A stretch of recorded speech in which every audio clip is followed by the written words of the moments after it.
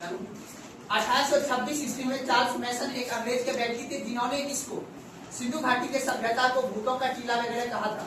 उसके बाद जब कराची से मैंने बताया था लाहौर से और कराची के बीच जब रेलवे लाइन ट्रैक बिछाया जा रहा था तो उस समय के व्यक्ति अलेक्जेंडर कनिंघम ने अंग्रेज अधिकारी ने क्या किया था, सिंधु घाटी के सभ्यता से ईटा लेके वो रेलवे में क्या किया था, उपयोग किया था।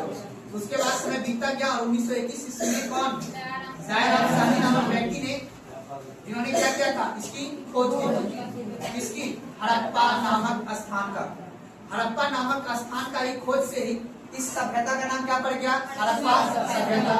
या फिर सिंधु नदी यहाँ से गुजरती है इसलिए इसका नाम क्या पड़ गया, सिंधु घाटी की। ध्यान सुनिएगा, जब हम लोग खोज की बात कर लेते हैं तब आता है इसका क्या बाबू, नामकरण। क्या आता है बाबू, नामकरण में हमने बताया था इसका कई नाम है। सिंधु घाटी की सभ्यता भी बोलते हैं, हड़प्पा सभ्यता भी बोलते हैं और या तो हड़प्पा कालीन संस्कृति भी बोलते हैं। अब मैं बताऊंगा ये लास्ट में जब आज पढ़ाऊंगा तो मैं लास्ट में बताऊंगा आखिर हड़प्पा संस्कृति इसको क्यों बोला जाता है। क्योंकि बाबू याद रखना कुछ हड़प्पा सभ्यता, कुछ क्या बहुत कुछ हड़प्पा सभ्यता का देन है जो आज भी प्रासंगिक है। हड़प्पा सभ्यता की जब मैं आर्थिक स्थिति पढ़ाऊंगा तो वहां पर मैं बताऊंगा दशमलव पद्धति। आप सुनते होंगे 8 ना 10 ना, सुने है ना। पहली बार हड़प्पा सभ्यता में दशमलव पद्धति पे वहां पे मापतल होता था। आज जैसे 1000 ग्राम का 1 केजी होता है ना, बात को ये पद्धति हमें कहाँ से मिला है, हड़प्पा सभ्यता से। तो उस सभ्यता का आज भी देन है, कुछ चीज ऐसा देन है जो आज भी है। आज पीपल के पेड़ में आप जल ढालते हो, वृक्ष में जल ढालते हो, ये आपको कल्चर कहाँ से मिला है, हड़प्पा सभ्यता से। आभूषण वगैरह पहनने की जो कल्चर मिला है महिला को वगैरह को, ये सब कहाँ से मिला है आपको, हड़प्पा सभ्यता से। तो अब आपको ये समझना है क्रमबद्ध तरीका से, पहले हमने खोज उसके बाद इसका नामकरण। सिंधु नदी के किनारे रहने की वजह से इसका नाम क्या पड़ गया बाबू, सिंधु घाटी की सभ्यता। और सिंधु घाटी की सभ्यता में जो पहली बार सबसे पहले जो स्थल का खोज किया था उसका नाम क्या था, हड़प्पा। इसलिए सभ्यता का नाम क्या पड़ गया, हड़प्पा।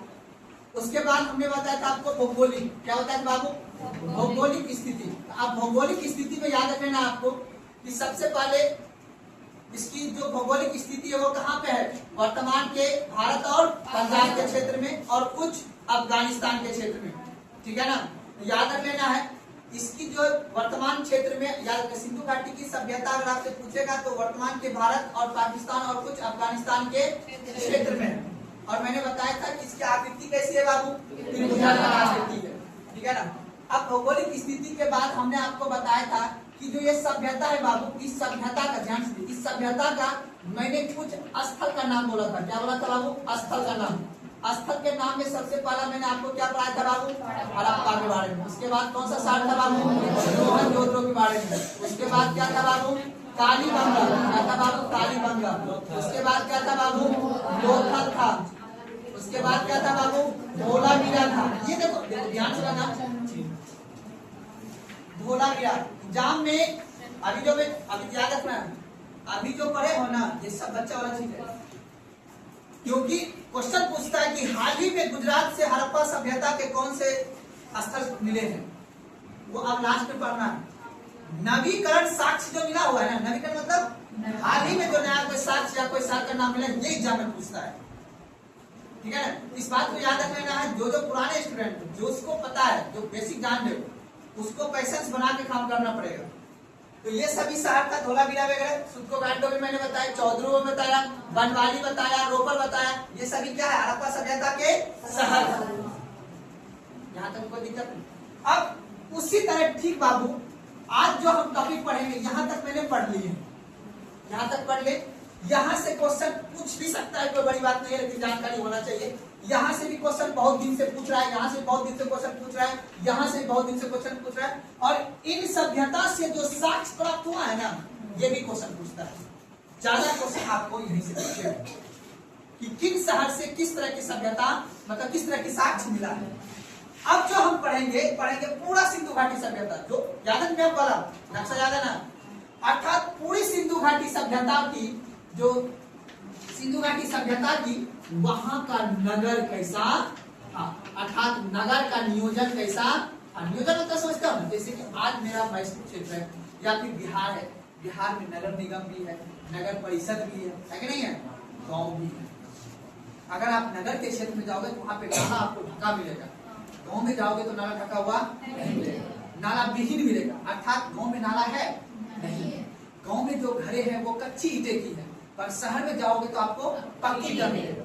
तो हड़प्पा सभ्यता का जो उस समय की जो सभ्यता थी, उस समय की नगर नियोजन कैसा था, तो इस नगर नियोजन में हम जानेंगे बाबू, ध्यान समझना। यहाँ की नगर नियोजन दो तरह से, नियोजन मतलब प्लानिंग अर्थात उस समय का जो नगर का विकास किया गया था ना, किस प्लान के आधार पे किया था। तो दो तरह से, एक को बोलते थे पश्चिमी टीला और एक को बोलते थे पूर्वी टीला। जैसे मैं अभी भी समझाता हूँ, आप खगड़िया जिला जाना, खगड़िया जिला देखना कि एक मुख्यालय वाला जो रोड है, वहां से लेके पूरा मानसी तक जब आओगे वहां पे देखोगे कि आप सरकारी आवास भी पूरा बना हुआ है ना। जब रोड के इस पर आओगे तो आपको लगेगा कि नॉर्मल जनता के रहने के लिए आवास है। ठीक उसी प्रकार मैंने आपको ऐसे नॉर्मली समझाया, ठीक इसी प्रकार हमारे सिंधु घाटी सभ्यता के जो नगर थे ना, वो दो भाग में, एक को हम लोग बोलते हैं पश्चिमी टीला और एक को बोलते थे पूर्वी टीला। पश्चिमी टीला में जो पुरोहित वर्ग होते थे, अब समझना यहाँ हमारे सिंधु घाटी के सभ्यता के जो लोग हुआ करते थे, पुरोहित मतलब जो शासन करने वाले व्यक्ति थे, जो अमीर वर्ग के व्यक्ति थे, जो राजा वगैरह थे, ठीक है ना, उसको हम लोग बोलते थे पुरोहित वर्ग। क्या बोलते थे बाबू? पुरोहित। ठीक है, ध्यान से पुरोहित वर्ग। उसके बाद एक होता था योद्धा वर्ग होता था, ठीक है ना। और उसके बाद एक होता था हम लोग का जो कि पूरा का पूरा काम वगैरह करने वाले होते थे वो, और एक लास्ट होता था जो श्रम वगैरह का काम करते थे वो भी बताऊंगा अभी। इन चार वर्ग को जो है ना, कहाँ पे कौन व्यक्ति रहेगा, उस तरह से नगर का विकास किया जाता है, ठीक है ना। कोई दिक्कत नहीं समझने में। अब इस नगर के विकास के साथ साथ यहाँ की जो सड़कें होते थे, वो सड़कें होते थे जो चेस बोर्ड का होता है, चेस बोर्ड नाम देखो ना, उसी के आकृति का, अर्थात हर रोड एक दूसरे को समकोण पे काटती थी, ठीक है ना। 90 डिग्री के आधार पर हर एक रोड दूसरे को काटती थी। और यहाँ की सड़कें, मोहनजोदड़ो की सड़क की लंबाई, मोहनजोदड़ो नामक शहर के जो सड़क थे, उसकी सड़क की जो चौड़ाई थी वो 10 मीटर, कितना थी? 10 मीटर सड़क की चौड़ाई थी। तो समझ, और उसके बाद उस समय की जो ईंटें थे, जो सड़क बनते थे, वो ईंटें जो थे पक्की ईंटें के सड़क बनाया करते थे, और घरों में भी उपयोग जो होता था पक्की ईंटें का ही होते थे। अगर समझने बात को। अब इसके नगर के जो मकान हुआ करते थे, यहाँ के मकान जो थे, हर मकान में शौचालय होता था, ठीक है। और इसका जो है गेट, जिधर आपका रोड होता था उधर इसका मुख्य द्वार होता था। गेट का मुख्य द्वार जो है रोड के तरफ रखता था। हमारी बात को ना, जिसे आज भी आप लोग देखते हैं, लेकिन हाँ आज भी जो है कुछ शहर में आप लोग देखते होंगे, कुछ शहर के क्षेत्र में, कुछ शहर में आपको मुख्य, जैसे गांव वगैरह में देखोगे तो सड़क का जो मेन गेट खोला जाता है, किधर खोला जाता है? रोड के किनारे। लेकिन आप जब डेवलप इलाका में जाओगे तो अपने सुरक्षा के लिए वो मुख्य द्वार की तरफ रोड नहीं खोलता है, वो पीछे की तरफ खोल देता है। समझाने बात को। तो इसलिए याद रखना है कि कई तरह के सड़कें थे, लेकिन मोहनजोदड़ो के हड़प्पा लगभग सड़क मिला जुला था, बस थोड़ा थोड़ा अंतर है, तो उसको हम लोग देख लेंगे। तो उस समय का नगर नियोजन मुख्य रूप से याद रखना है कि काफी ज्यादा विकसित थी, और मुख्य रूप से सिंधु घाटी सभ्यता का नगर नियोजन में हम दो चीज का प्राथमिकता देते हैं, एक सड़क की और दूसरी जल निकासी। जल निकासी समझते हो ना? जल निकासी की उत्तम व्यवस्था था। आज हमारा पटना हो, हैदराबाद हो, दिल्ली हो, वहाँ पे जल निकासी का व्यवस्था अभी तक बनाया गया नहीं है। थोड़ा सा बारिश होता है तो पूरा दिल्ली, पूरा पटना डूब जाता है, इतना पानी हो जाता है। लेकिन उस समय, आज से 2000 साल पहले सिंधु घाटी की सभ्यता की ऐसी नगर बनाई गई थी, ऐसा वहां का घर बनाया गया था, वहां पे पानी बसता नहीं था, एकदम एक भी बारिश पड़ता था सारा पानी नाले के माध्यम से निकल जाता था। वही है हड़प्पा सभ्यता का आज का भी। तो मुख्य रूप से याद रखना है, हड़प्पा सभ्यता के नगर नियोजन में एक जल व्यवस्था अच्छी थी और नगर का विकास भी अच्छी तरह से किया गया। कोई दिक्कत नहीं ना? जब ये पढ़ लेंगे तब उसके बाद हम लोग पढ़ेंगे वहाँ की राजनीतिक व्यवस्था कैसा था, ठीक है ना। तो राजतंत्र भी, कोई शहर में राजतंत्र था और कोई शहर में गणतंत्र था। तो गणतंत्र नहीं मतलब जनता का तंत्र था, ठीक है। कहीं पे राजा का शासन चलता था और कहीं पे जनता का शासन चलता था। किसमें? यहाँ पे। क्योंकि यहाँ पे देखो, यहाँ से एक बात बस समझो, 2000 साल का इतिहास रहा है सिंधु घाटी सभ्यता का। आज हम लोग के आए हुए अभी कितना साल हुआ है? 8,000 साल पुराना बताया गया। कितना होने? 8,000 साल पुराना। हाँ, अभी तो और भी साक्ष्य मिलना दौड़ी है, बस मोटा मोटी आप सुन लो, 2000 साल ये सभ्यता रही थी। हम लोग अभी 1000 साल भी नहीं हुआ। 1000 साल पीछे जाएंगे तो यहाँ पे महमूद गोरी था, पता है आप किसी क्षेत्र में, तो 1000 साल हम बात करें कि 2000 साल, तो खैर ये बात था यहाँ की सामाजिक स्थिति धीरे धीरे बदलाव होता था। लेकिन आज टेक्नोलॉजी का दौर है, आज इंटरनेट का दौर है, दुनिया एकदम बहुत ज्यादा तेज गति से क्या होता है, परिवर्तन होता है।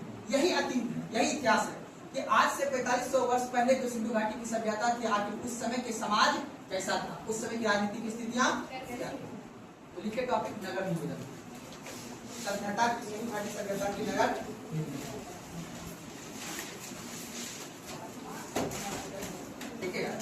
इस सभ्यता की मुख्य विशेषता, इस सभ्यता की मुख्य विशेषता,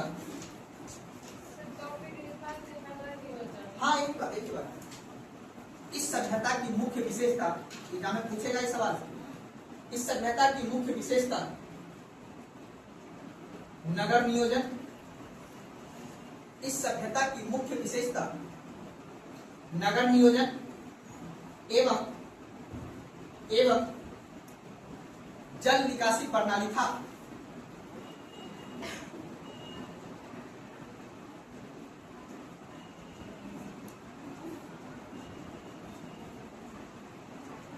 इस सभ्यता की क्या लिखे जी, मुख्य विशेषता नगर नियोजन एवं जल निकासी प्रणाली था। यह व्यवस्था चेस बोर्ड पर आधारित था। यह व्यवस्था चेस बोर्ड पर आधारित था।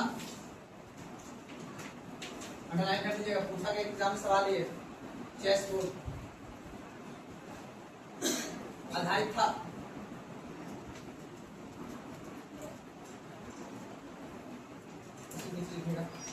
यहाँ की मुख्य सड़कें, यहाँ की मुख्य सड़कें उत्तर से दक्षिण दिशा में थी। यहाँ की मुख्य सड़कें, मुख्य बोल रहा हूँ, याद रखना। जैसे आज ग्रामीण सड़कें होते हैं ना, NH होता है, ग्रामीण सड़कें होते हैं, और आपने सुना होगा एक होता है 14 नंबर रोड। 14 नंबर रोड का मतलब क्या है? 14 नंबर रोड कहाँ सरकार बनाएगी? जहां पे अब गांव से परिवर्तित होकर नगर निगम बन रहा है, ठीक है ना, वहां पे अलकतरा रोड बनेगा। कैसा बनेगा जी? अलकतरा रोड। देखो जहां पे किसी रोड सीमेंट बालू लगेगा तो समझ लो वो क्या है, गांव है। तो गांव की रोड मुख्य सड़क को जोड़ती है। जैसे आपका गांव का रोड NH को जोड़ती है ना, जिनके रोड है वो गांव से आया हुआ है, गांव से वो किसको जोड़ता है, मुख्य सड़क को जोड़ती है ना, है कि नहीं जी? आप लोग जिधर घर होगा उसका जो मुख्य सड़क जो जोड़ती होगी उसको। तो सिंधु घाटी सभ्यता की मुख्य सड़कें कौन सी दिशा में थी? उत्तर से दक्षिण दिशा में थी।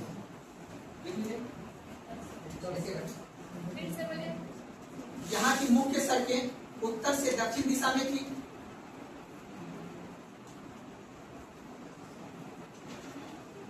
उत्तर से दक्षिण दिशा में थी तथा यह सड़कें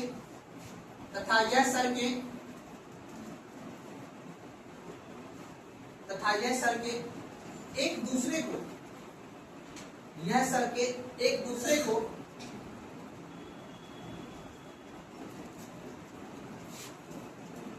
समकोण पर काटती थी।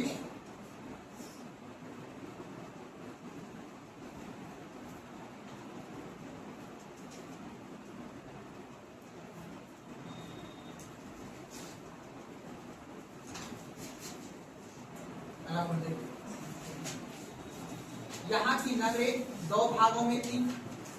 यहाँ की नगरें 2 भागों में थी।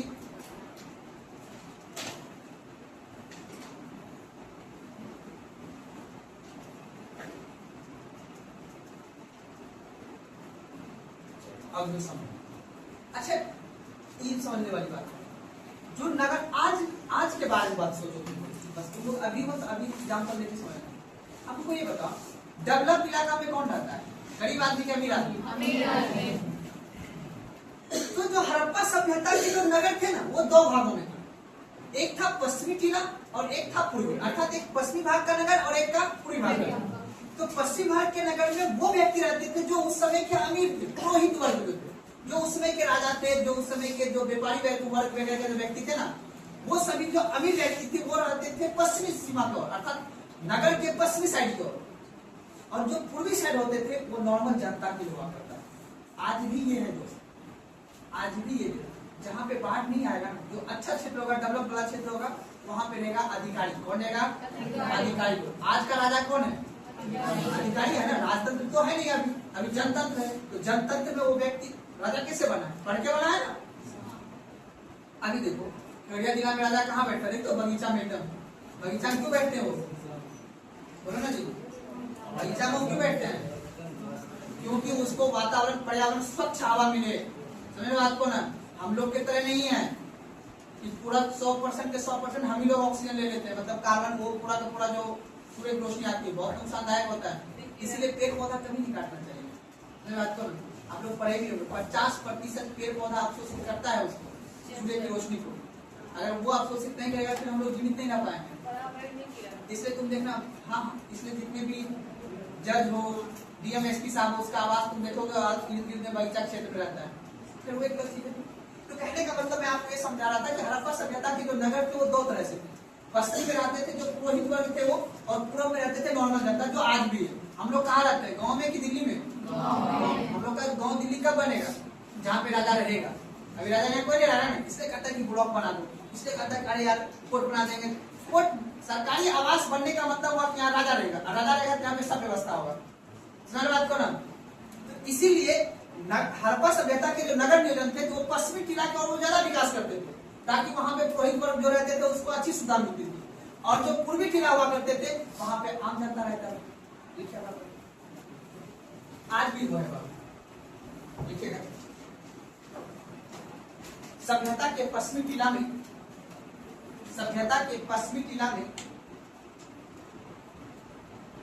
सभ्यता के पश्चिमी टीला में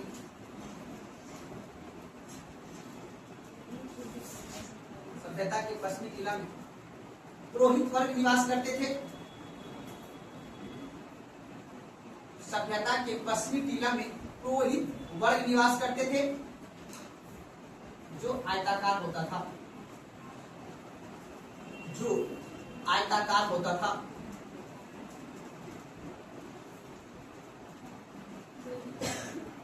जो आयताकार होता था।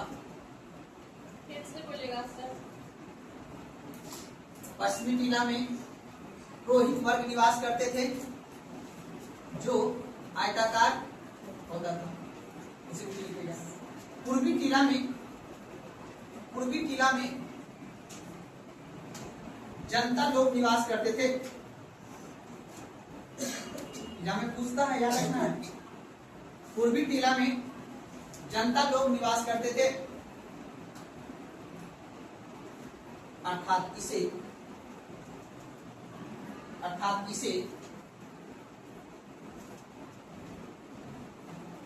निचली नगर कहा जाता था। अर्थात इसे निचली नगर कहा जाता था।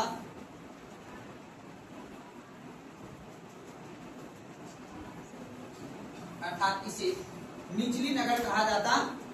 अब निचली नगर का मतलब जहाँ पे गरीब आदमी रहता हो, जैसे कौन सुनते हैं यार ये बहुत पिछड़ा गांव है, जहाँ पे कि घर उस तरह का नहीं बना हो, एकदम बड़े महल की तरह नहीं बना हो, जल निकासी अच्छी व्यवस्था ना हो।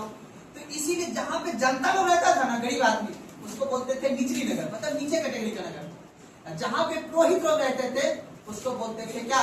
पश्चिमी टीला। अर्थात यहीं पे बड़े बड़े दुर्ग हुआ करते थे। दुर्ग का मतलब बड़े बड़े दीवार से घिरा हुआ रहता था, जहाँ पे कोई चोट चपाट वगैरह ना आके लूट फूट करके जाता। इसलिए आप लोग देखते होंगे, कभी आप दिल्ली वगैरह गए होंगे या कोलकाता वगैरह गए होंगे, तो बड़ा सा मंदिर का इमारत होता है, देखते ना जी, वो देखने होते हैं, तो बड़ा उधर फ्लैट वगैरह मिलता है उधर। तो कहने का मतलब है कि बाबू जहाँ पे पुरोहित वर्ग अर्थात अमीर वर्ग का व्यक्ति रहेगा वहीं पे अच्छे बेहतर नगर होंगे, वो आज भी है। कोई दिक्कत समझे ना? हालांकि बस एक पूरी कर जाओ।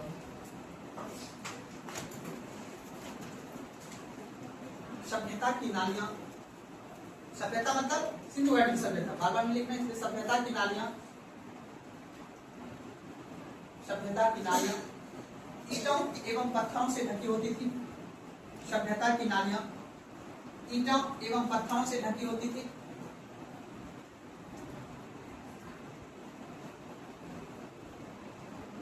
तथा प्रत्येक घरों में तथा प्रत्येक घरों में नालियां हुआ करती थी।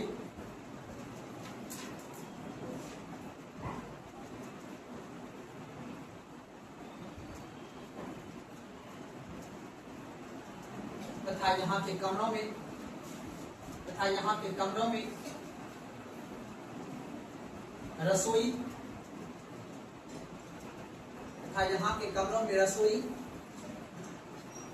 स्नानागार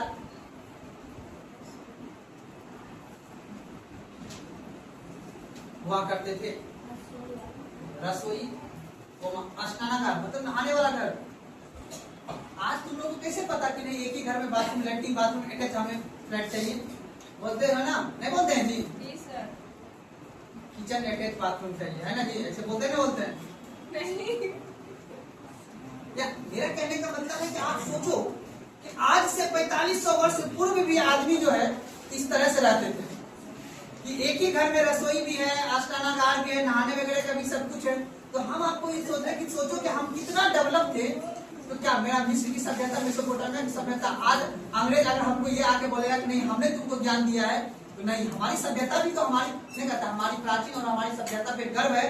क्योंकि हमारे जो 4500 साल पुराना जो सभ्यता थी हमें ये सिखाता है कि हमारे वहाँ के घर और हमारे नगर कितना विकास था। और हर एक घर में रसोई, किचन हुआ करता था, हर एक घर में स्नानागार हुआ करता था और प्रत्येक घर में शौचालय हुआ करता था। तो अब हमें अंग्रेज ये पाठ पढ़ाएगा, इतिहास हमें यही करवाने की कोशिश कराती है ताकि हम विश्व लेवल पे बोल सके कि हमारी जो सभ्यता है वो कितनी अच्छी और कितना बेहतर थी, उन्नत किस्म की सभ्यता थी। हमारी बड़ी बात ना आज भी ऐसी है। आज आप धीरे धीरे हम लोग नगर की तरफ बढ़ रहे हैं ना जी। आप बोलते हैं ना आजकल घर बनता है, कभी आप घर का माहौल बने ना, आप बोलते हैं नहीं हर घर में बाथरूम होना चाहिए, अंदाजी सब कुछ सेपरेट होना चाहिए, कोई दिक्कत नहीं, किसी को कोई डिस्टर्ब नहीं करेगा। सही बात तो पता है ना। चलिए आगे बढ़ते हैं।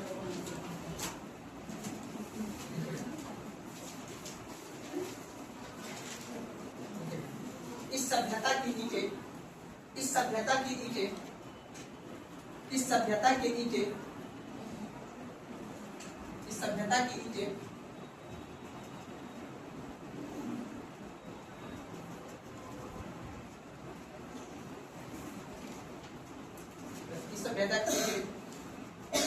पक्की हुआ करती थी या पक्की हुआ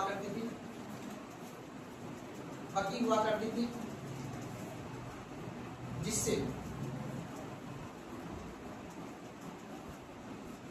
भवन एवं नालियों का निर्माण किया जाता था।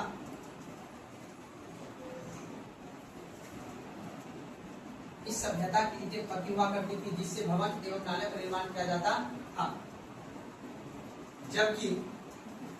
जबकि सब कौन अंडरलाइन करना है, मैं एकदम फालतू का कोई नहीं लिखना है। जबकि कालीबंगा एवं लोथल से, जबकि कालीबंगा एवं रंगपुर से, जबकि कालीबंगा एवं रंगपुर से, रंगपुर कहाँ पे है?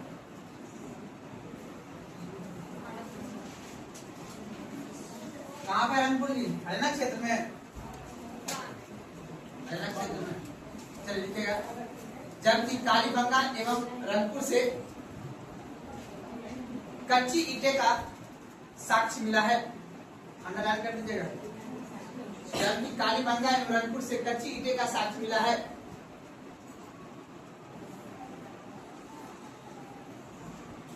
कच्ची ईंटें का साक्ष्य मिला है।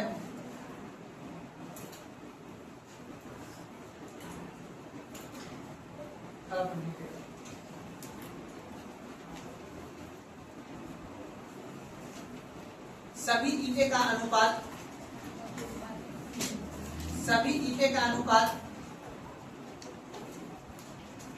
4:2:1 था। सभी पूछा गया सवाल है ये। जी सर। सभी ईंटें का अनुपात 4:2:1 था।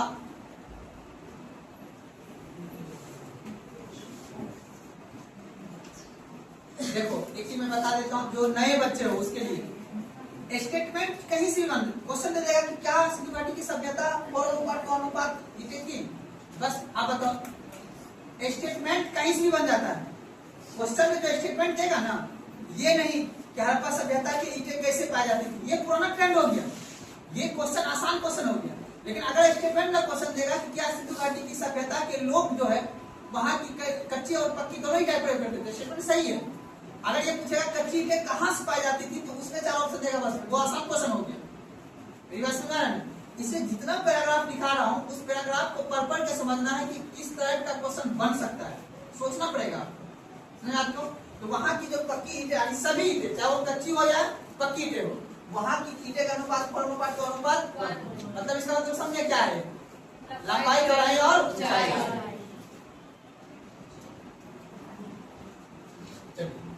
अलग लिखिएगा सभ्यता की राजनीतिक व्यवस्था, कॉपी लिखिएगा सभ्यता की राजनीतिक व्यवस्था, छोटा सा है, एक लाइन को व्यक्ति पूछता है, बाबू बना लेना फटाक से। सभ्यता की राजनीतिक व्यवस्था एकदम छोटा सा लिखना है।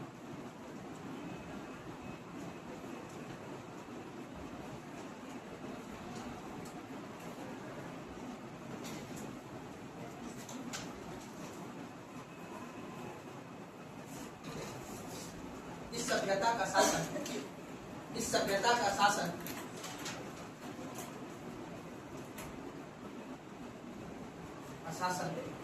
पुरोहित वर्ग के द्वारा चलाया जाता था। इस सभ्यता का शासन पुरोहित वर्गों के द्वारा चलाया जाता था, पुरोहित वर्गों के द्वारा चलाया जाता था।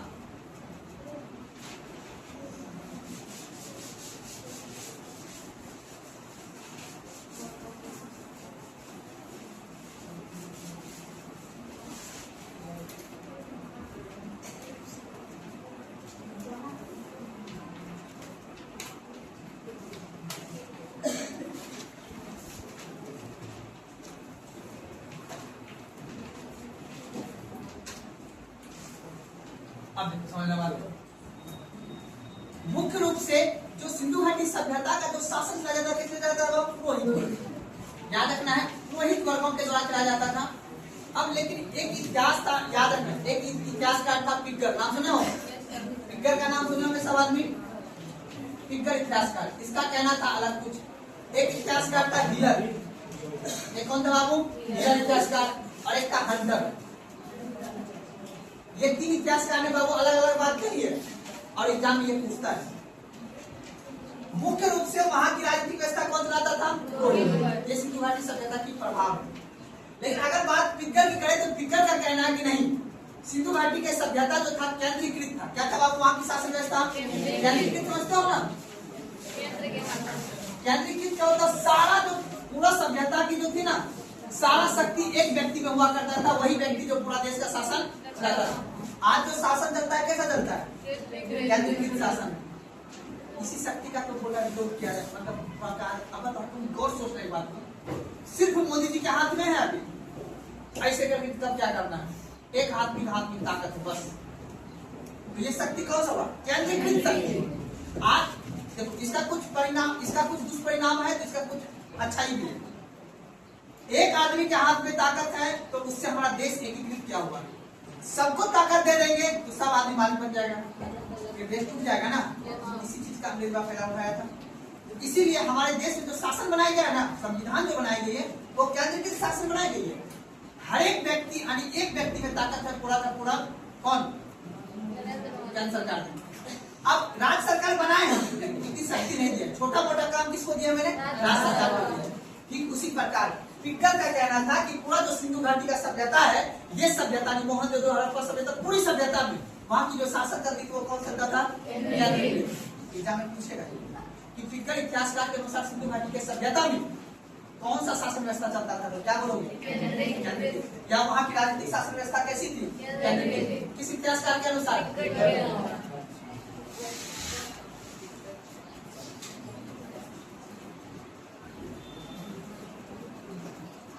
पिग्गर के अनुसार, पिग्गर के अनुसार सभ्यता में, पिग्गर के अनुसार सभ्यता में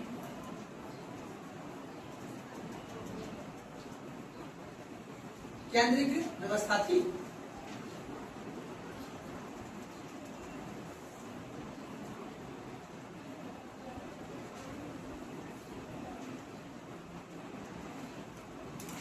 केंद्रीकृत शासन व्यवस्था हिलर के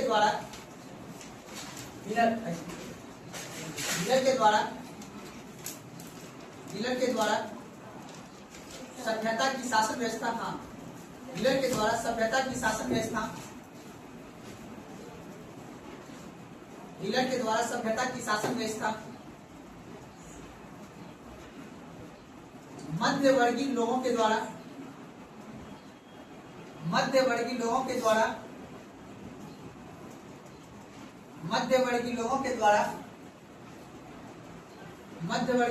द्वारा धर्म की महत्ता को स्वीकार करके मध्यवर्गीय लोगों के द्वारा धर्म की महत्ता को स्वीकार करके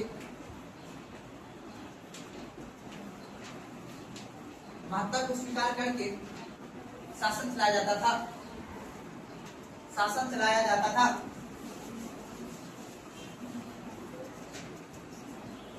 धर्म की महत्ता को स्वीकार करके शासन चलाया जाता था। कोई दिक्कत क्या? अच्छा ये बताओ, आज ऐसा है? बोलो ना जी।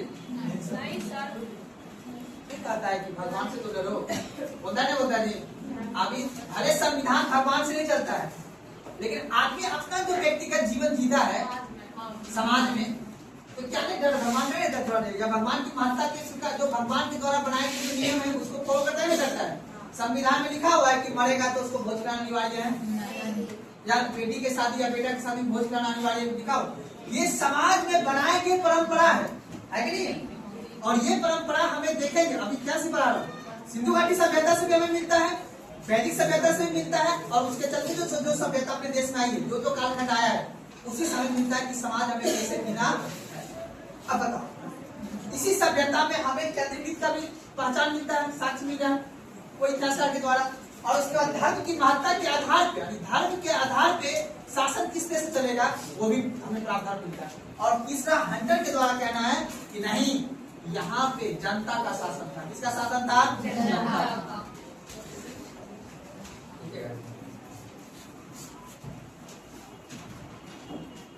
सभ्यता के मोहनजोदड़ो नामक शहर में, सभ्यता को हंटर लिखे ना, लिखेगा। सभ्यता के मोहनजोदड़ो नामक शहर में, सभ्यता के मोहनजोदड़ो नामक शहर में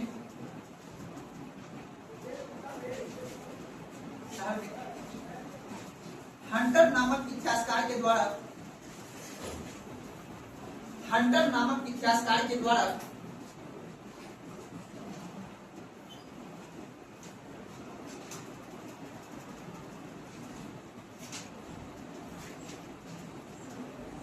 जनता का तंत्र था।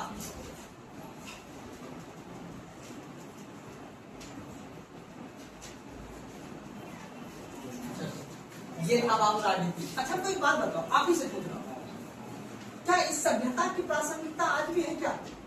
आज हम बोलते हैं अनेकता में एकता, बोलते हैं हमारा देश, लिखिए आप समझ, आज हमारा देश विविधतापूर्ण है बाबू। आज हमारा देश, साउथ में जाओगे अलग भाषा बोलने वाला है, बिहार में आओगे अपन अलग भाषा बोले, भूगोल भी विविधता ने किया हुआ है। अभी दक्षिण में जाओ बहुत तापमान होगा, कम तापमान होगा, लगभग ठीक ठाक तापमान होगा। साउथ में जाओगे तो आपको पहाड़ पर्वत दिखेगा, मैदान में आप यूपी बिहार में घुसोगे तो मैदान दिखेगा। उत्तराखंड हिमाचल प्रदेश में जाओगे तो बर्फ दिखेगा, ठंडा आज भी दिखाई पड़ेगा। जब भूगोल ने हमें विविधता दिया है, लेकिन हमारे समाज के इतिहास ने हमें उसी विविधता में एकता के रूप से जीने का अधिकार दिया है। विविधता में एकता कैसे बनाए रखना है, ये हमें अतीत देता है, इतिहास देता है। इसी सब इतिहास के आधार पे हमारा देश का संविधान लिखा गया है। अब देखो, सिंधु घाटी सभ्यता के अंतर्गत बाबू कई सारे स्थल हैं, मतलब कई सारे शहर हैं, मोहनजोदड़ो, हड़प्पा, चौधरी, लोथल, कालीबंगा, सब शहर है ये सब। जैसे आज भारत सभ्यता के अंतर्गत कई सारे शहर है ना, ठीक उसी प्रकार उस समय की बात है। अब उसी सभ्यता से आप देखो, कहीं पे राजतंत्र दिखाई पड़ रहा है, कहीं पे धर्म के कहने पे आदमी चल रहा है, यानी धर्म मध्यवर्गीय के द्वारा बनाए गए जो या कहे गए जो धर्म के जो महत्ता है उसके आधार पे समाज चल रहा है, या फिर कहीं पे केंद्रीकृत द्वारा शासन के द्वारा चलाया गया शासन है, अर्थात इनसे सिंधु घाटी के राजनीतिक व्यवस्था से हमें ये पता चलता है कि नहीं, उस समय भी डाइवर्सिटी इतना ज्यादा होने के बावजूद भी वहां पे कई तरह की शासन व्यवस्था को एकीकृत करके चलाने का काम किया गया, जो आज भी है। कोई दिक्कत? अब लिखो उस समय के लोग की सामाजिक स्थिति, लिखो सभ्यता की सामाजिक जीवन, सभ्यता के सामाजिक जीवन।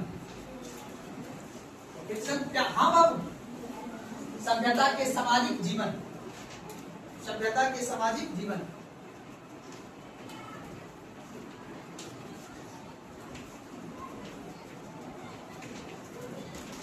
सामाजिक जीवन।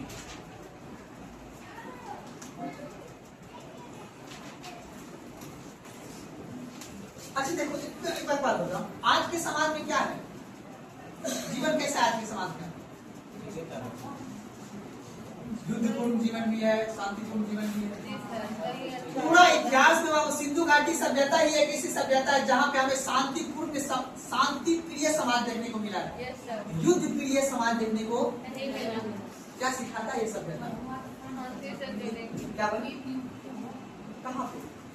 सभ्यता में एक भी युद्ध नहीं हुआ, वैदिक सभ्यता में हुआ है 10 लाख का युद्ध, वो एक अलग है। हम बात करें सिंधु घाटी सभ्यता की, 4500 वर्ष पहले की बात कर रहा हूँ बाबू। यही एक सभ्यता है जहाँ के जीवन में, अर्थात इस सभ्यता के जो समाज के जो व्यक्ति थे ना, वो शांतिपूर्ण जीवन जीते थे, युद्धपूर्ण जीवन। पहली बात, यहाँ के समाज कैसा जीता था बाबू? शांतिपूर्ण जीवन जीते थे बाबू।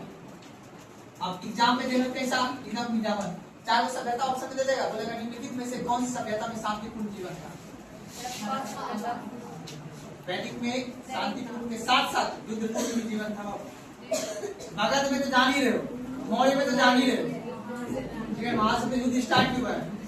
अब सोचो कि इतिहास में ऐसी कौन सी करवट ली कि हम अपना जीवन को बेहतर जीने के लिए, अर्थात समाज में शांति। आज सोचो कि आगे बात बात पे बरमोस मिसाइल चल रहे हैं, बात बात पर फाइटर चल रहा है ना अभी। आज देख रहे ईरान इजराइल के बीच युद्ध हो रहा है, अमेरिका के बीच युद्ध हो रहा है, किस बात के लिए हो रहा है? शांतिपूर्ण जीवन जीने के लिए हो रहा है, या फिर अपना वर्चस्व को बनाए रखने के लिए, ताकत को बनाए रखने के लिए?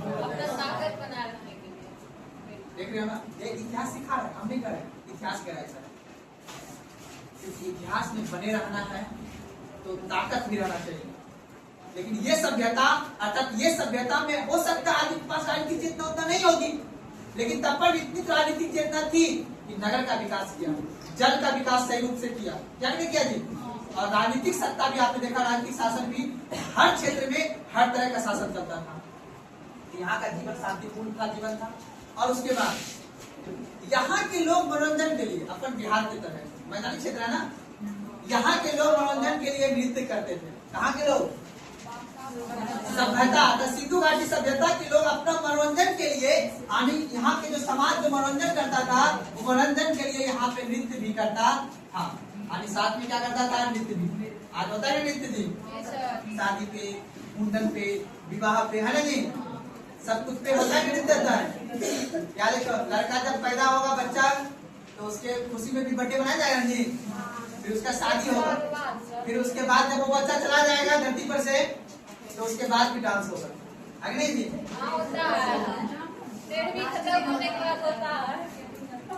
देखो याद रखो ध्यान से, मानव जाति में हम लोग पैदा हुए, 3 बार खुशी मिलता है जीवन में। एक बार सब जिंदगी में, देखो जिंदगी में सबसे ज्यादा खुशी पता है ना, तुम लोग की उम्र में या सबके उम्र में लगभग जीवन में खुशी 2 ही दिन इंसान होता है। एक दिन का जब पीडीएफ में नाम आएगा, दूसरे दिन लड़का बाप बनेगा तब, लड़की माँ बनेगा। ये मैं आपकी तरफ से बोल रहा हूँ। तो खैर चलो बात को आगे, तो मनोरंजन के समय में याद रखना है। गाँव में देखो, गाँव में होता है क्या ना, अरे कल ही बर्थडे, आजकल बर्थडे डिस्टर्बेंस होता है, पता चलता है क्या है बर्थडे, किस बर्थडे मना रहे, पता चला कि बाहर करता है, टावर में काम करता है, या बर्थडे मना किस खुशी में? बाप बनने, अरे अपन इसमें कौन सी बड़ी बात हो गया? अभी एक और इंक्लूड होगा, अपन पसंद शादी होता है तो आगे के लिखते, एक देखो याद रखना, गाय के याद रखना है, गाय के जो उस समय के जो गाय, जैसे कि गाय वगैरह में कुश्ती कराया जाता था, ठीक है ना, तो बैल वगैरह में, है ना, बैल वगैरह में कुश्ती कराया जाता था।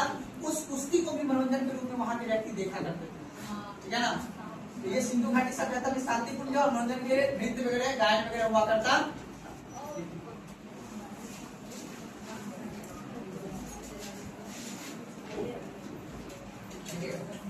यहाँ के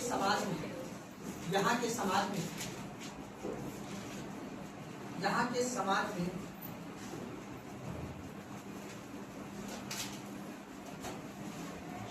निम्न तरह के वर्ग थे। वर्ग मतलब समझते हो ना, आज लोग हम बोलते हैं ना upper class, middle class, lower middle class होते हैं ना, बोलते हैं ऐसे हिंदी मूवमेंट में ऐसे बात होता है, टाइप होता है बात लो मिडिल क्लास तो उस समय। लेकिन सिंधु घाटी सभ्यता में बाबू पुरोहित वर्ग, ठीक है ना, व्यापारी वर्ग, अधिकारी वर्ग और श्रमिक वर्ग। क्या लिखे जी लिखेगा? पुरोहित वर्ग, उसके बाद लिखेगा व्यापारी वर्ग, कोमा अधिकारी वर्ग एवं श्रमिक वर्ग।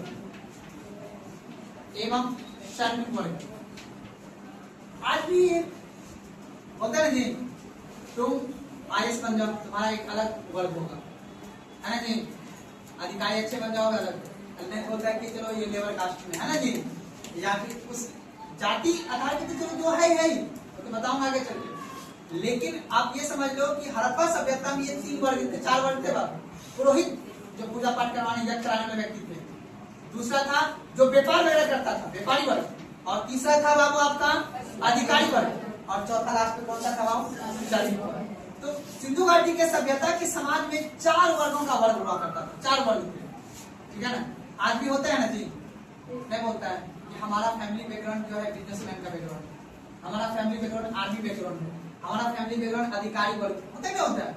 आप कल जब उत्तराखंड जाओगे तो वहाँ उत्तराखंड पंजाब में जाओगे तो वहाँ पे सब हर घर में आपको आर्मी दिखेगा, क्या है कर्नल, क्या है ब्रिगेडियर, क्या है फलना फलना, समझ आ रहे हो? साउथ में जाओगे कर्नाटक तमिलनाडु में क्या है जज, क्या है फलना फलना फलना। अपना यूपी बिहार में आओगे तो लगभग जो यहाँ पे देखो यही पे सब विविधता पाया जाता है यूपी बिहार में, ठीक है ना।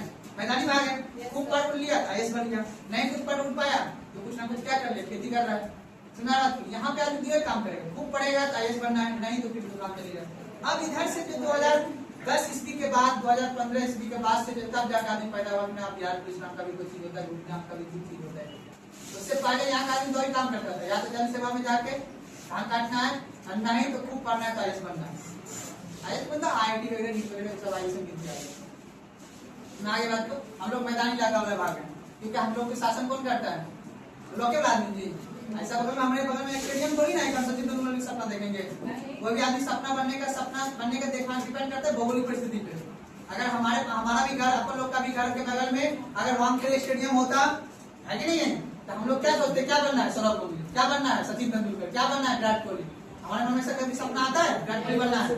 नहीं, हमारे मन में ज्यादा सपना क्या है? IAS बनना है। क्यों? वही शासन वही हम लोग को शोषण करता है। अरे कौन जा रहा है? DM साहब जा रहा है, अच्छा DM बनना है। तुम्हारे बात करो, वो तो है, वो तो मेन फैक्टर है ना, वो तो अलग बात है। अब गुजरात में कोई आदमी यदि क्रिकेटर नहीं बनता है, बहुत कम बनता है, 1-2 अपवाद को छोड़ के। यार आदमी क्या बनना है? बिजनेसमैन। क्या बनना है? वहीं पे काली बंगाल होता है ना, तो सॉरी क्या है, तो इस वजह से हम लोग वहाँ का आदमी अधिकतर क्या है? व्यापारी वर्ग। क्या बनेगा बाबू? व्यापारी वर्ग। उद्योगपति वर्ग कहाँ बनेगा? महाराष्ट्र में। बेटा मेरा कुछ नहीं करेगा, मूवी बनाएगा। अपने यहाँ तो बोलता है बेटा नाथ उसके बनेगा। समझाना बात करो ना। आर्थिक स्थिति डिपेंड किस पे करेगा? भौगोलिक परिस्थिति। आर्थिक स्थिति मैटर तो करता ही है, लेकिन भौगोलिक सिचुएशन जहाँ पे जिस तरह करेगा वहीं पे उस तरह का उद्योग भौगोलिक में चल जाता है। हाँ, समझ आगे बात को। तो भौगोलिक सिचुएशन पे डिपेंड करेगा। चलेगा बोर्ड लिखेगा। यहाँ के लोग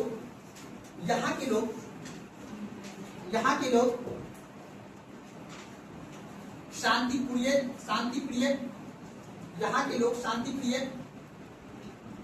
जीवन जीते थे। यहाँ के लोग शांतिप्रिय जीवन जीते थे।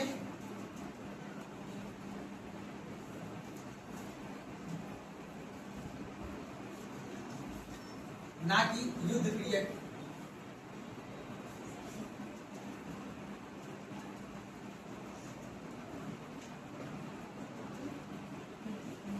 तथा यहाँ से ना कि युद्ध प्रिय तथा यहाँ से तलवार ना कि युद्ध प्रिय तथा यहाँ से तलवार कवच मतलब सुरक्षा कवच जो होता है हमें पहनने के लिए, जिसको आजकल के लोग क्या बोलते हैं, हाथ में पहनने के लिए झगड़ा वगड़ा करता है, क्या बोलते हैं, पंचा, ठीक है ना। क्या लिखेंगे, कवच, उसके बाद लिखेगा भाला, भाला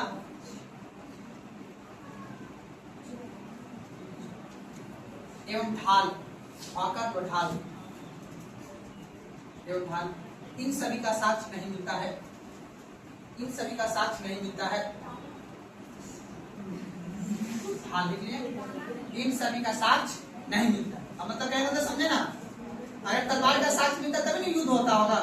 तलवार का एग्जाम में पूछता है निम्नलिखित में से कौन सा साक्ष्य हड़प्पा सभ्यता से नहीं मिला, तलवार, ढाल, भाला, कवच। ढाल तक होता है नुकीला पदार्थ, नुकीला औजार, इससे ढाल को किसी को दिखा के उससे हम मजबूर कर सकते हैं, ढाल बना सकते हैं उसका।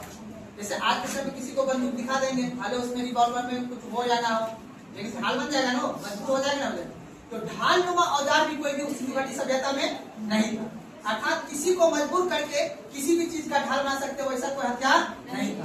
तो इसी साक्ष्य के आधार पे हम कह सकते हैं कि वहां पे शांतिपूर्ण जीवन था, ना कि युद्धपूर्ण जीवन था। तो नारे मेरी बात ना, तो एग्जाम में बाबू देखो मैंने 4 गो शब्द दिखाया है, पूछता है निम्नलिखित में से किसका, और आगे लिखाऊंगा भी, शेर का भी साक्ष्य नहीं मिला है, समझा बात को ना, शेर का साक्ष्य नहीं मिला। ऑप्शन में देता है निम्नलिखित में से कौन सा पशुओं का साक्ष्य नहीं मिला है, क्या बोला है, शेर, वहां पे देगा गाय वाय देगा, सब कुछ समझा बात को। क्या बोले, घोड़ा का सिर्फ एक साक्ष्य मिला हुआ है, उसको लिख लेना अखबार में, बाकी कहीं से भी घोड़ा का साक्ष्य। चलिए लिखा आगे पॉइंट लिखेगा। यहाँ के लोग शाकाहारी, यहाँ के लोग शाकाहारी एवं मांसाहारी दोनों थे। यहाँ के लोग पूछता है सर एग्जाम में, यहाँ के लोग शाकाहारी एवं मांसाहारी दोनों थे तथा यहाँ के लोग शाकाहारी एवं मांसाहारी दोनों थे तथा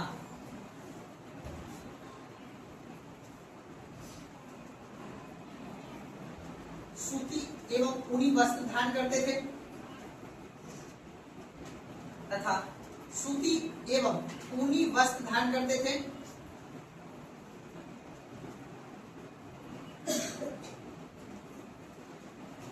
तथा सूती एवं ऊनी वस्त्र धारण करते थे, जबकि महिला एवं पुरुष दोनों आभूषण पहनते थे, जबकि महिला एवं पुरुष दोनों आभूषण पहनते थे।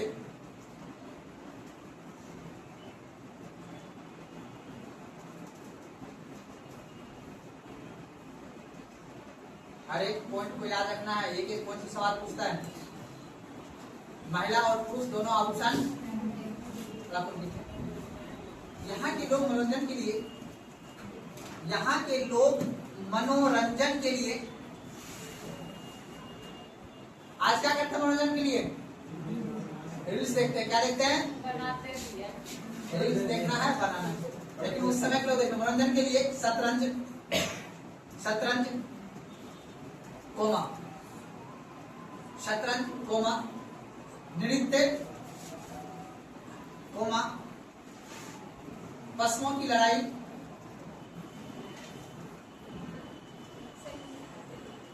यहाँ के लोग मनोरंजन के लिए शतरंज कोमा नृत्य कोमा पशुओं की लड़ाई देखते थे।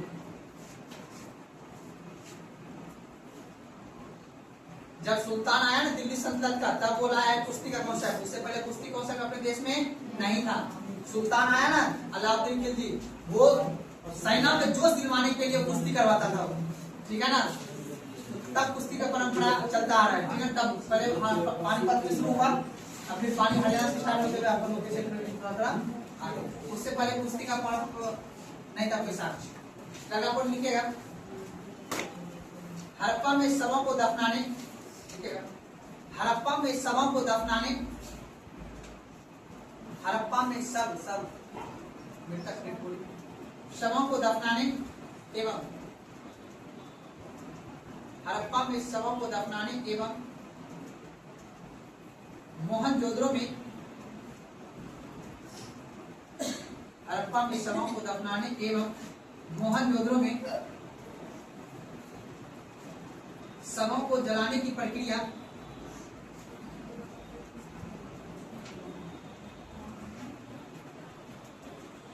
हड़प्पा में शवों को दफनाने एवं मोहनजोदड़ो में शवों को जलाने की प्रक्रिया उपस्थित थे।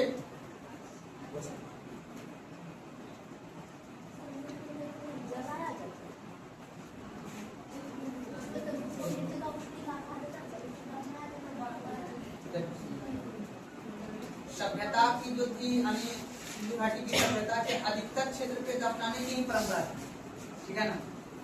मोहनजोदड़ो के क्षेत्र में अंतिम रूप से जलाया जाता था। जो पशु वगैरह खा लेता था ना, उसके बाद उसको सबको मिट्टी के क्षेत्र में छोड़ देता था, समझ बात को, उसको बोल देता था कि जला ले। लेकिन वहां रेत का क्षेत्र था ना, तो इस वजह से वहां भी दफनाया जाता था।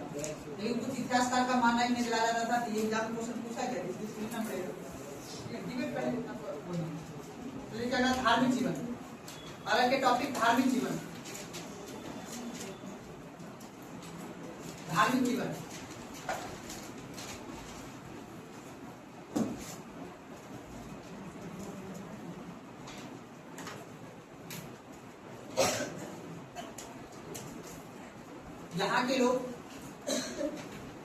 यहाँ के लोग पंथ निरपेक्ष थे, पंथ निरपेक्ष समझते हो ना। यहाँ के लोग पंथ निरपेक्ष थे। पंथ निरपेक्ष कौन कौन नहीं समझते, आप समझते हो? जैसे देखो, अभी आपका मन है कि नहीं हम बुर्का पहन के मस्जिद जाएंगे, जा सकते, कोई दिक्कत नहीं। क्योंकि अपने देश में देखो सिंधु घाटी के सभ्यता में धर्म था लेकिन प्रभावी नहीं था। जैसे आज सबको, हर व्यक्ति को आर्टिकल के तहत, आर्टिकल 25 से 28 के बीच के तहत सब व्यक्ति को धर्म मानने की आजादी है। पर अपना देश पंथ निरपेक्ष, कोई धर्म देश का नहीं है। ये नहीं कि इस धर्म का धर्म हिंदू है, मुस्लिम वाला धर्म है, ऐसा कुछ नहीं। अपने देश में सिख भी रह रहा है, क्रिश्चियन भी रह रहा है, मुस्लिम भी रह रहा है, इस्लाम भी रह रहा है। अर्थात अपने देश का कोई भी धर्म नहीं है।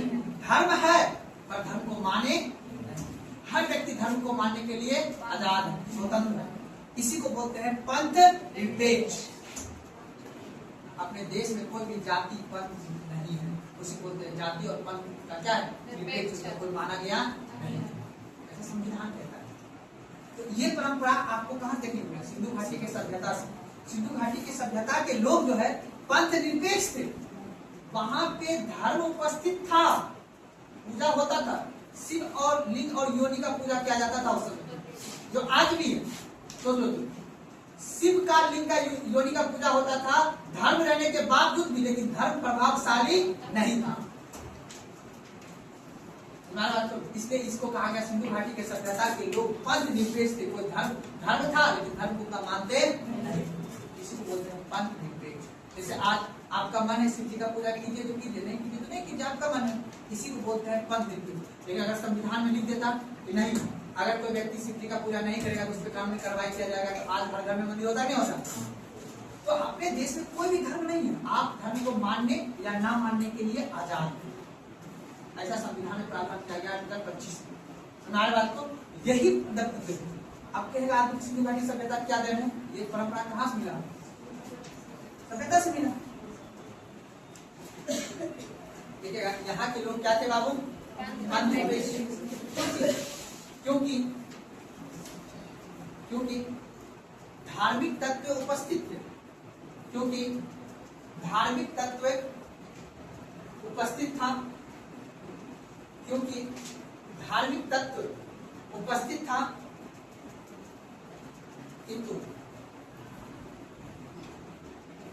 किंतु प्रभावशाली नहीं था।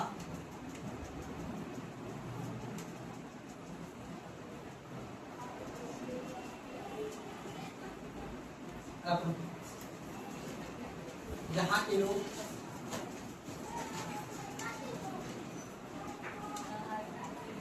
पशुपतिनाथ, यहाँ के लोग पशुपतिनाथ लिंग योनि, पशुपतिनाथ लिंग योनि वृक्ष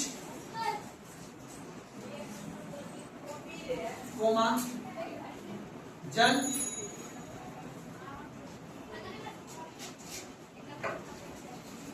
नटराज मूर्ति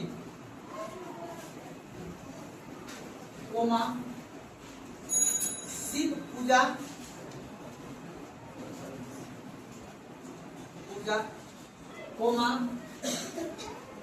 पीपल एवं मूर्ति पूजा। इन सभी का पूजा किया जाता था। इन सभी का पूजा किया जाता। अब देखो, या तो पूजा का निम्नलिखित में से किस चीज से परिचित थे या नहीं थे? मूर्ति पूजा से परिचित कौन थे? हड़प्पा सभ्यता के लोग परिचित थे। अब देखना, पहली सभ्यता अपने देश की बाबू जो मूर्ति पूजा को प्रमाण देता है। आज भी है ना मूर्ति पूजा, आज भी हम लोग पूजा करते हैं दुर्गा माँ काली माँ का। इसकी पूजा करते हैं, दुर्गा माँ को बुला के उसकी पूजा मूर्ति का। तो मूर्ति पूजा का देन किस सभ्यता का है? हड़प्पा सभ्यता का, जो आज भी प्रासंगिक है ना जी। तो समझ लेना आज किस रूप में प्रासंगिक है। हम लोग आस्था रूप से मानते हैं मूर्ति को। अब उसी का ध्यान उसका पूजा करते हैं, जो अर्थव्यवस्था के लिए कई सारे उससे रोजगार जुड़ा रहता है, बहुत सारे आदमी का रोजगार रहता है, मेला से जुड़ा हुआ। तो मूर्ति पूजा का साक्ष्य हमें कहाँ से प्राप्त होता है? और जितना भी मैंने अभी दिखाया, इन सभी का पूजा, शिवलिंग हो, पशुपति हो, ठीक है ना, पीपल का पेड़ हो, जल का हो, इन सभी का पूजा का साक्ष्य कहाँ से मिलता है? मुझे आज भी आदमी जल चढ़ाता नहीं चढ़ाता है? आप चढ़ाते हो पीपल के जल में, चढ़ाते हो जल में। इन सभी का साक्ष्य हमें कहाँ से प्राप्त हुआ? और यही है उस सभ्यता का पढ़ने का देन जो आज लिखेगा।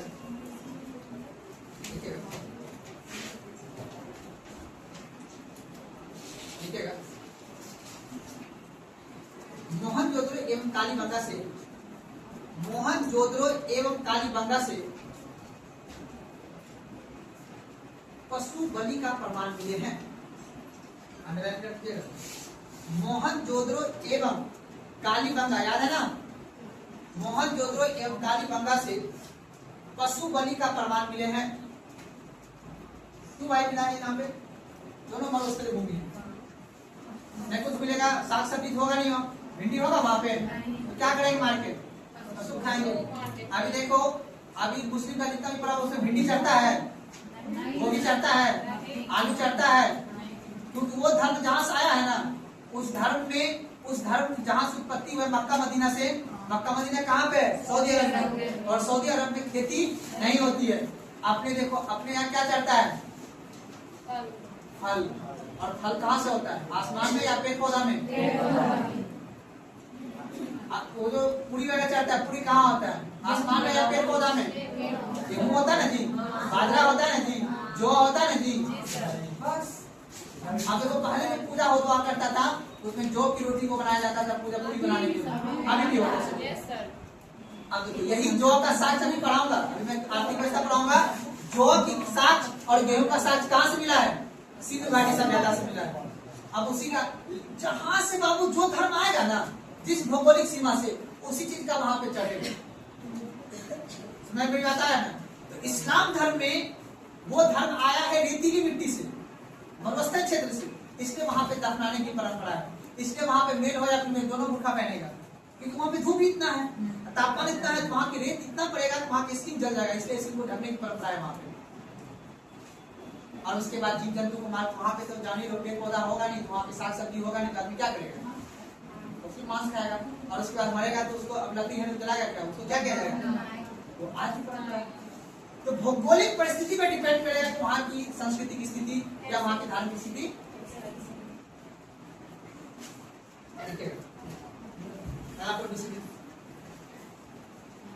पीपल को सबसे पवित्र वृक्ष माना जाता था। पीपल को सबसे पवित्र वृक्ष, पीपल को सबसे पवित्र वृक्ष कोमा, पीपल को सबसे पवित्र वृक्ष कोमा, बतख वो तो खो, बतख को पवित्र पक्षी, पीपल को सबसे पवित्र वृक्ष कोमा, बतख को पवित्र पक्षी माना जाता था।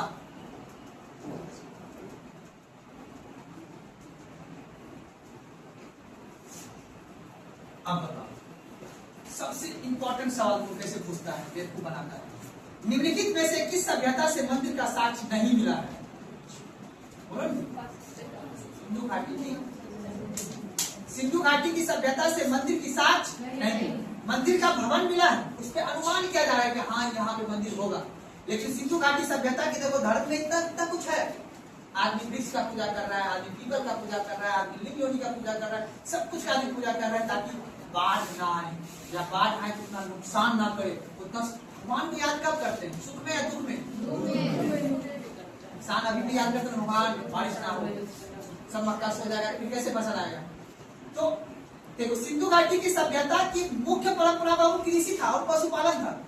और कृषि और पशुपालन का मुख्य जब व्यवसाय होता था तो उस समय के जो लोग थे वो अपना देवी देवता को जो पूजा करते थे या सुमरते थे कि हे देवी देवता हमें अच्छा बारिश बनाना या कम बारिश बनाना ताकि मेरा फसल बेहतर हो सके। मंदिर का अवशेष एक भी नहीं मिला हुआ। जहां में पूछेगा सवाल लिखेगा सभ्यता से नोट लगा के सभ्यता से मंदिर का अवशेष नहीं मिला है। सभ्यता से मंदिर का अवशेष नहीं मिला है, अंडरलाइन कर दीजिएगा। सभ्यता से मंदिर का अवशेष नहीं मिला है। सभ्यता मतलब समझ गए ना, पूरा सिंधु घाटी की सभ्यता। किंतु बनवाली के एक भवन से मंदिर होने का अनुमान है। किंतु बनवाली के एक भवन से मंदिर होने का अनुमान है।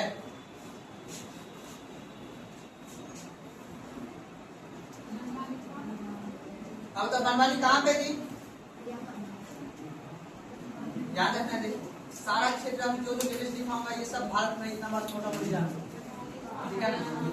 अब बनवाली और राखीगढ़ी दोनों हाल ही में हुआ। हाल ही का मतलब 1970 के बाद का हुआ। तो लिखेगा आर्थिक जीवन, सभ्यता का आर्थिक जीवन। धार्मिक समझ गया ना, किस किस चीज से लोग परिचित थे? मंदिर से परिचित थे या नहीं थे? अब मूर्ति पूजा से परिचित थे जबकि मंदिर से परिचित नहीं। के आर्थिक जीवन, सभ्यता का आर्थिक जीवन, वहां के लोग आर्थिक रूप से क्या करते थे? चलो अब बता, हम लोग अभी आर्थिक रूप से क्या करते हैं? अर्थव्यवस्था को मजबूत करने में हम लोग क्या करते हैं? क्या करते हैं? पैसा, तो पता है पैसा कमाते हैं। आर्थिक क्षेत्र का विकास करने के लिए हम लोग क्या काम करते हैं? जैसे इकोनॉमिक्स का कितने सेक्टर? इसी में पूरा है बाबू, प्राइमरी, सेकेंडरी और 3 सेक्टर। अब इसी में से डिपेंड करता है कि आप किस सेक्टर के लिए काम करना चाहते हो, कितना रुपया कमाओगे। आपका तो यूट्यूब पे जो आदमी जो भी काम कर रहा है वो कौन सा सेक्टर है? है ना, वो क्या दे रहा है? सेवा दे रहा है। पैसा दे रहे हो ना, क्या देता है? सेवा देता है। और कुछ देता है वो ऐसा ना प्रसन्न खोल के दे देता है, वो सिर्फ नाच के दिखा देता है और हम लोग उसको क्या देते हैं? पैसा। आप बताओ, इसलिए याद रखना है। और उद्योग वाला सेकेंडरी सेक्टर बताइए ना, अब प्राइमरी सेक्टर बताइए। तो आर्थिक क्षेत्र की गतिविधियां उस समय की बाबू एक ही गतिविधियां थी, प्राथमिक। कौन सा था बाबू? और धीरे धीरे विकास हुआ था द्वितीय। कौन सा हुआ था? अर्थात सूती वस्त्र का उद्योग था। कहाँ पे? वही धोलावीरा में। कहाँ पे? धोलावीरा पता है ना? धोलावीरा लोकल। वहां से बाबू व्यापार होता था पश्चिम एशिया का। पश्चिम एशिया का व्यापार होता था धोलावीरा लोथल से। फारस की खाड़ी याद है? ओमान की खाड़ी और फारस की खाड़ी, वहां भी व्यापार होता था।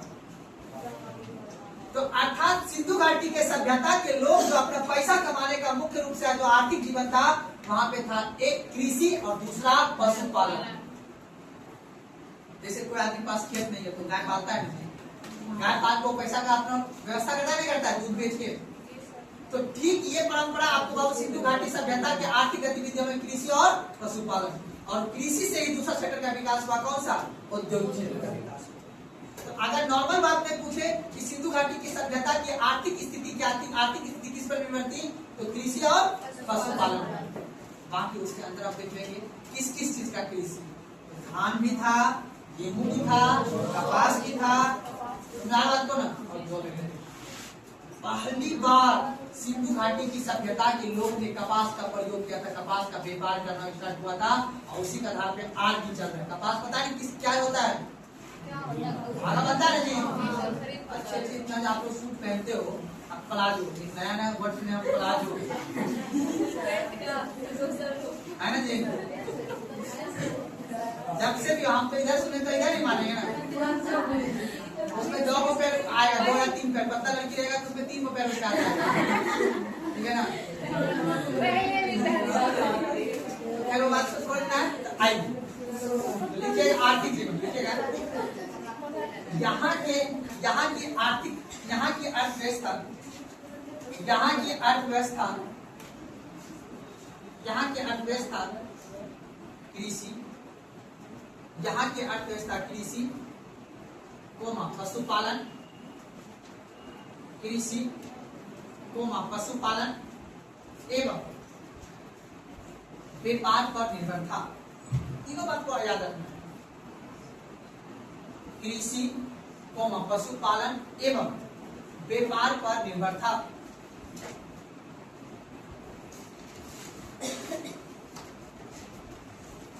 अब बताओ, पूछेगा कि क्या कौन सी सभ्यता से हावड़ा का साक्ष्य मिला है? हावड़ा समझते हो ना? हावड़ा और या तो हल। हड़प्पा से सिर्फ बाबू लकड़ी का हल मिला है, लोहे का हल नहीं मिला। लोहे से तो परिचित ही नहीं। कौन? हड़प्पा सभ्यता के लोग। तो क्वेश्चन देखो कितना घुमा के पूछेगा। जुते हुए खेत का साक्ष्य मिला है, पर हल या फावड़ा का साक्ष्य मेरी बात ना। तो यहाँ की अर्थव्यवस्था था मुख्य रूप से कृषि, तो मतलब खेत का जुताई होता था तभी वहां पे अनाज होता होगा। तो खेत का जुताई अर्थात कृषि का, पशुपालन का और व्यापार का, इन 3 आधार पे वहां की अर्थव्यवस्था चलता था। अभी सभ्यता के लोग हल या फावड़ा, सभ्यता के लोग हल या फावड़ा, सभ्यता के लोग हल या फावड़ा, सभ्यता के लोग हल या फावड़ा से परिचित नहीं थे, हल या फावड़ा से परिचित नहीं थे, मतलब साक्ष्य नहीं मिला था, बस यही समझ लेना, परिचित नहीं थे। जबकि कालीबंगा से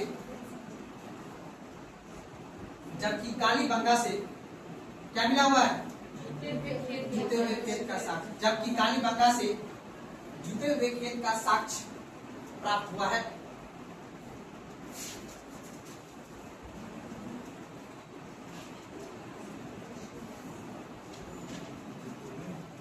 जुते हुए खेत का साक्ष्य प्राप्त हुआ है।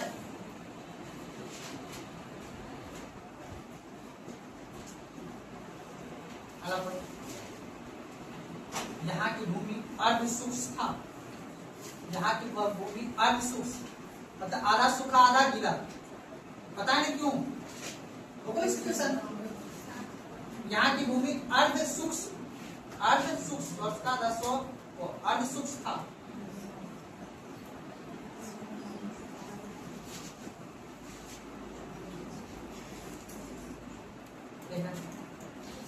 यहाँ के लोग नवंबर के माह में यहाँ के लोग नवंबर माह में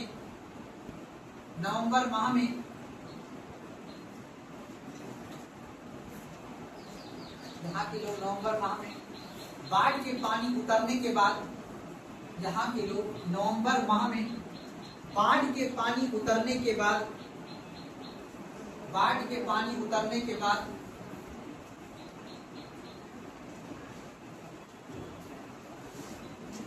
गेहूं एवं जौ बोते थे। गेहूं एवं जौ बोते थे। बाढ़ का पानी उतरने के बाद गेहूं एवं जौ बोते थे, जो अप्रैल में काटे जाते थे।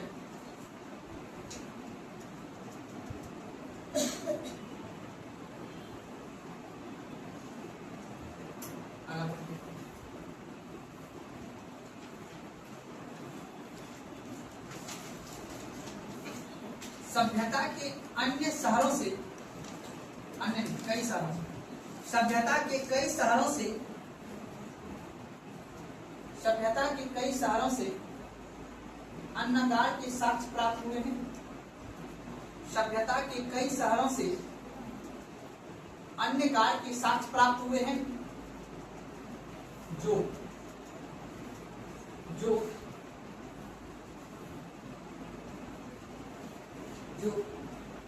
अब जो बता रहा हूं ये पूछा गया सवाल है, जो विकसित कृषि व्यवस्था को इंगित करता है। जो विकसित कृषि व्यवस्था को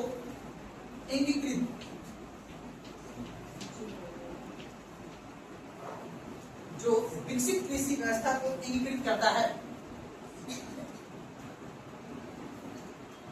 विकसित समझ गया ना? अब सवाल वो कैसे पूछेगा? निम्नलिखित में से कौन सी सभ्यता विकसित कृषि व्यवस्था को दिखाता है? कौन सा साक्ष्य? अन्नागार है, जिसका मतलब है वहां पे अच्छी कृषि होती थी, यानी खाने से ज्यादा कृषि होता था, तभी उसको रखा जाता होगा ना। ये सोचने वाली बात है। तो अब अन्नागार ये बात को इंगित करता है, इस बात का प्रमाण है कि वहां पे विकसित कृषि व्यवस्था। लिखिएगा, यहाँ के लोग 9 प्रकार की फसलें से परिचित थे। यहाँ के लोग 9 प्रकार की फसलें से परिचित थे। यहाँ के लोग 9 प्रकार की फसलें से परिचित थे। जैसे फसलें से परिचित थे, जैसे गेहूं,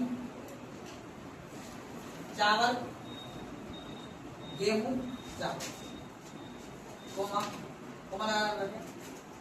जौ, खजूर, तरबूज, मटर, तिल, सरसों, राई।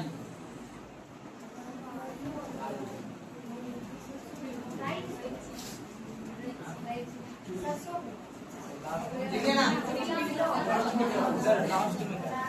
जब आप नॉर्मल मछली बनाते हो, मछली बनाने पीला सरसों दिया जाता है।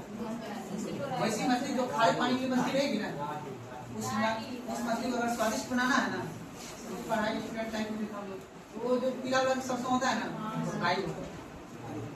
ठीक है ना?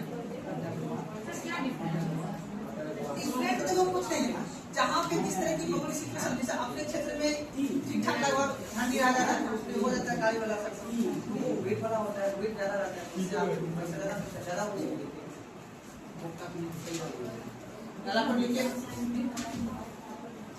9 प्रकार की फसलें से परिचित थे। आप देखो, याद रखना बाबू, ध्यान से सारी बात पूछ रहे। चावल का साक्ष्य, उसी में चावल का साक्ष्य लोथल, चावल का साक्ष्य लोथल, रंगपुर, हड़प्पा एवं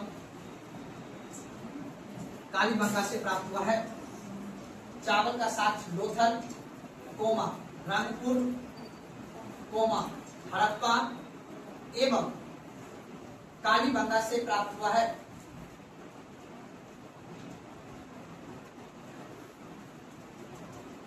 बाजरा का साक्ष्य, बाजरा का साक्ष्य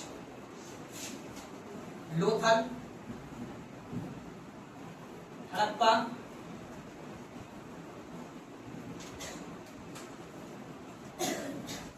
सुरकोरा पाकिस्तान में पड़ता है। सुरकोरा, सुरकोरा या सुरकोटा भी लिखा रहेगा, सुरकोरा बोलना लिखेगा, लिखिएगा। मेहरगढ़ से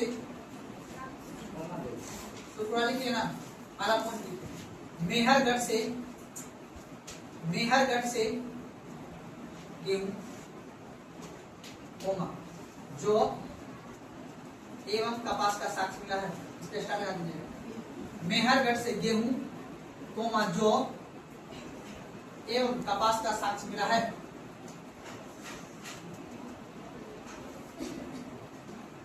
अब देखो क्वेश्चन ऐसे पूछेगा, निम्नलिखित में से ये तीन चीजें कहां से मिली है? मेहरगढ़ से। तीनों देगा क्वेश्चन में, गेहूं जौ और कपास का साक्ष्य कहां से प्राप्त हुआ है?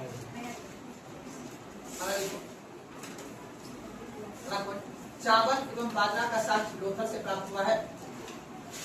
चावल एवं बाजरा का साक्ष्य लोथल से प्राप्त हुआ है। बहुत मेहनत लगा बाबू, एक जगह का आठवीं गतिविधियों को लिखा हूं। चावल एवं बाजरा का साक्ष्य लोथल से प्राप्त हुआ है। लिखिएगा। जो तिल सरसों का साक्ष्य, जो तिल सरसों का साक्ष्य, जो तिल सरसों का साक्ष्य बनवाली से प्राप्त हुआ है।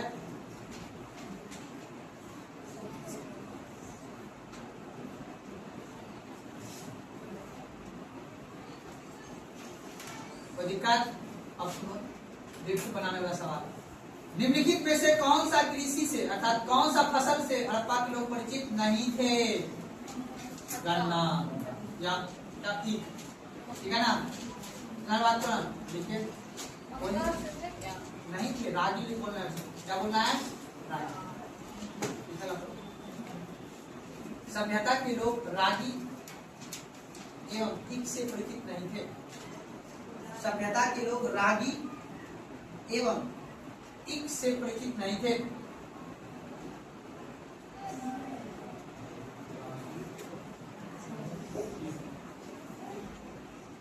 क्या करो बाबू, एक एक पॉइंट से सवाल बनता है, याद करना पड़ेगा।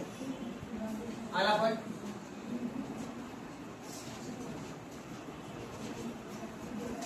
कपास उगाने का श्रेय सर्वप्रथम, कपास उगाने का श्रेय सर्वप्रथम सभ्यता के लोगों को जाती है। कपास उगाने का श्रेय सर्वप्रथम सभ्यता के लोगों को जाती है।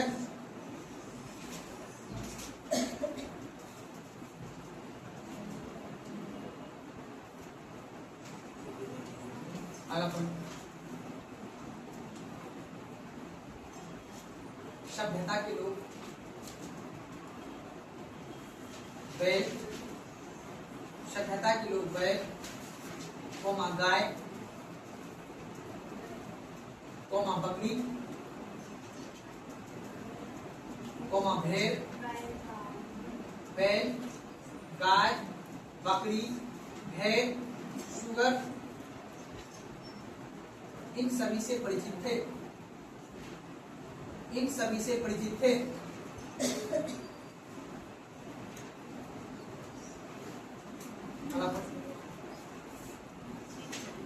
इन सभी से परिचित थे। गाय, गाय कोमा ऊंट, गाय कोमा ऊंट एवं घोड़ा का चित्र मोहर पर नहीं था।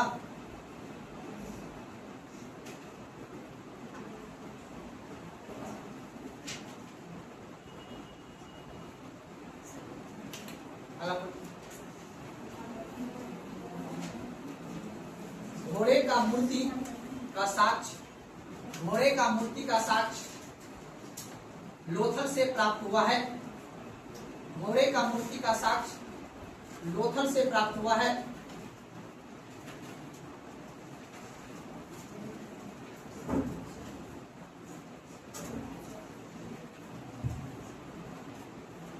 नोट लगाइए। शेर का साक्ष्य प्राप्त नहीं है,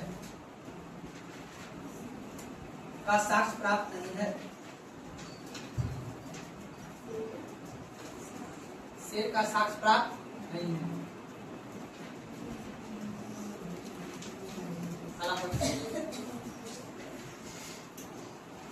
एक बात को ध्यान में रखना है, अगला पर लिखिएगा। यहाँ के लोग तांबा और टीन मिलाकर, यहाँ का लोग तांबा एवं टीन मिलाकर कांसा तैयार करते थे। कांसा बर्तन देखते सुने हो ना, कांसा तैयार करते थे जो 9:1 होता था।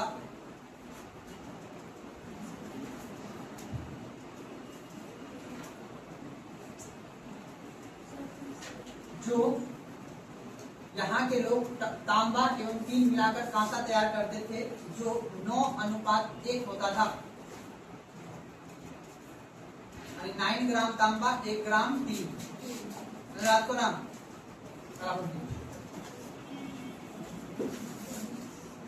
यहाँ के लोग लोहे एवं तलवार से परिचित नहीं थे। यहाँ के लोग लोहे एवं तलवार से परिचित नहीं थे। अंडरलाइन कीजिए इस पॉइंट को। यहाँ के लोग लोहे एवं तलवार से परिचित नहीं थे।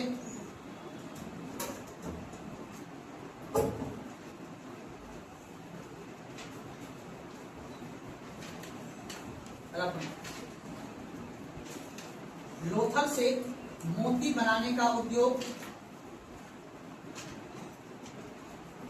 लोथल से मोती बनाने का उद्योग, लोथल से मोती का उद्योग वही हुआ, बालाकोट से मनके बनाने का कारखाना। मनके समझते हो? बालाकोट से मनके बनाने का कारखाना,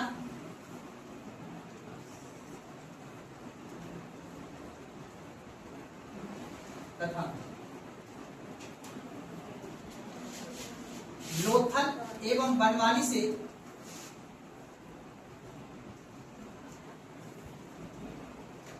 शंख उद्योग।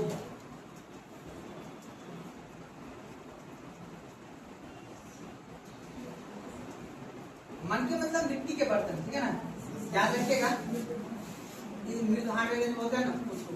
शंख होता है जो पाषाण काल के जो पत्थर थे ना, उसका था कि मतलब किसी व्यक्ति को बुलाना, जैसे आज घर के दरवाजे पे बेल लगाते हैं ना, घंटी लगाते हैं ना, ठीक उसी प्रकार शंख का काम करता था उस समय। आज भी जो शंख मंदिर पे पूजा जाता है वो किसका रहता है, लकड़ी का या पत्थर का आता है ना जी, पंडित जी का शंख बनाए जाते हैं।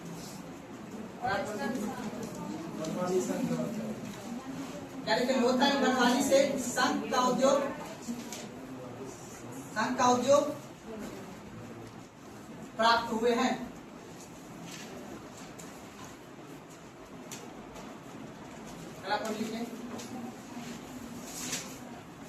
क्वेश्चन आर्थिक स्थिति से ज्यादा पूछता है, ध्यान रखिए। यहाँ के लोग वस्तु विनिमय प्रणाली का उपयोग करते थे। यहाँ के लोग वस्तु विनिमय, पता है ना वाटर सिस्टम, यहाँ के लोग वस्तु विनिमय, वर्षिकार वस्तु विनिमय प्रणाली का उपयोग करते थे। वस्तु विनिमय समझ में आ रहा ना? मान लो किसको समझ में नहीं आ रहा, पहले बताओ। एक दूसरे से वस्तु का ट्रांसफर करना है, सुनार बात को ना। जैसे मान लो अगर किसी व्यक्ति के पास गेहूं है, किसी के पास चावल है, हाँ सही बोली, ठीक है ना। बर्फ वाले को भुट्टे की जरूरत था, और भुट्टे वाले को बर्फ में जरूरत है। तो वस्तु विनिमय प्रणाली उसी को होगा कि हम वस्तु देंगे तो उससे विनिमय करेंगे, एक दूसरे को चीज खरीदेंगे। लेकिन समय बीतने के साथ क्या आ गया, सिक्का आ गया, नोट आ गया। अब मान लो मेरे पास भुट्टा भले नहीं है लेकिन हमको बर्फ खाने का मन है, तो हम क्या करेंगे, उसको पैसा देंगे, वो हमको बर्फ।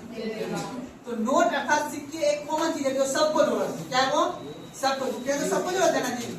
इसलिए हड़प्पा सभ्यता में व्यापार कैसे चलता था, वस्तु विनिमय।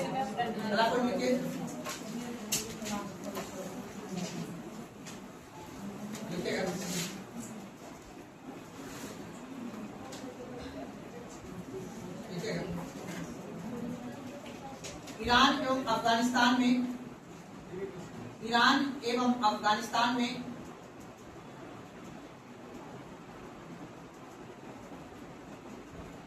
3 एवं चांदी का आयात किया जाता था। ईरान एवं अफगानिस्तान से 3 एवं चांदी का आयात किया जाता था।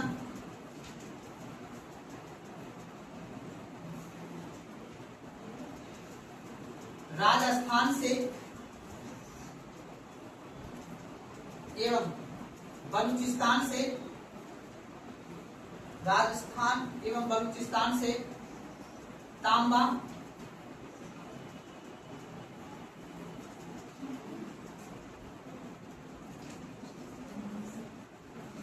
हिमालय से शिलाजीत,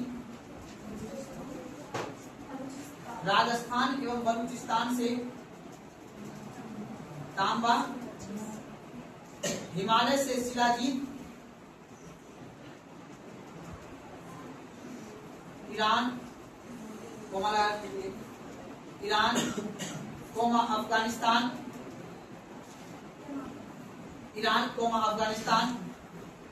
एवं राजस्थान से सीसा,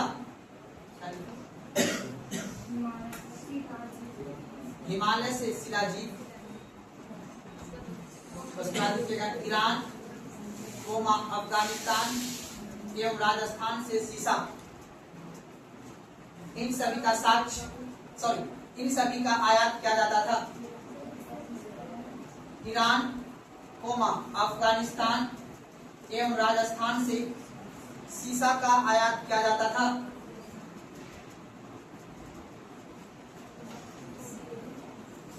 हो गया ठीक है ना। अलग जगह ईरान, अफगानिस्तान एवं कर्नाटक से, दक्षिण भारत से, ईरान, अफगानिस्तान एवं दक्षिण भारत से सोना आयात किया जाता था।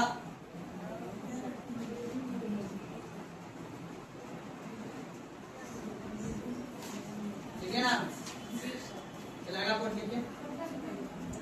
यहाँ का मापतौल एक पॉइंट लिखना है। यहाँ का मापतौल दशमलव प्रणाली पे था। मापतौल समझते हो ना। यहाँ का मापतौल दशमलव पद्धति पर या प्रणाली पर था।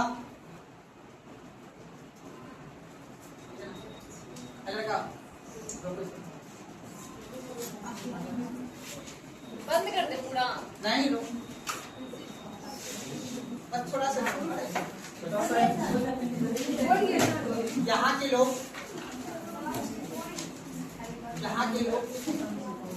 के अधिकांश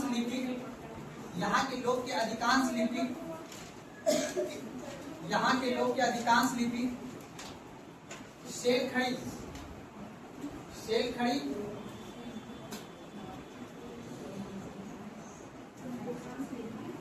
यहाँ के लोगों के अधिकांश सेल खड़ी मोहरों पे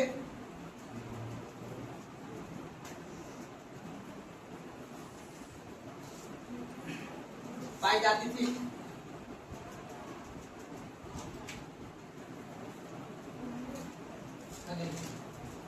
मोहर पे सबसे ज्यादा चिन्ह, मोहर पर सबसे ज्यादा चिन्ह मोहर पर सबसे ज्यादा चिन्ह मछली का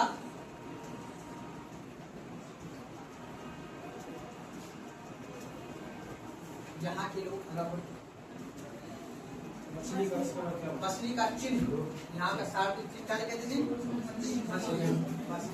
अगला पॉइंट, यहाँ के लोग दरबी भाषा बोलते थे। सर यहाँ के लोग दरबी भाषा बोलते थे।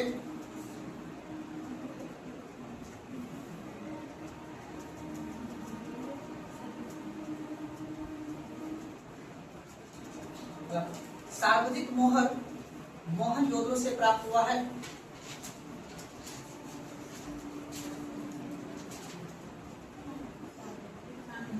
मोहर मोहनजोदड़ो से प्राप्त हुआ है। नोट लगेगा, पेनल्टी नोट।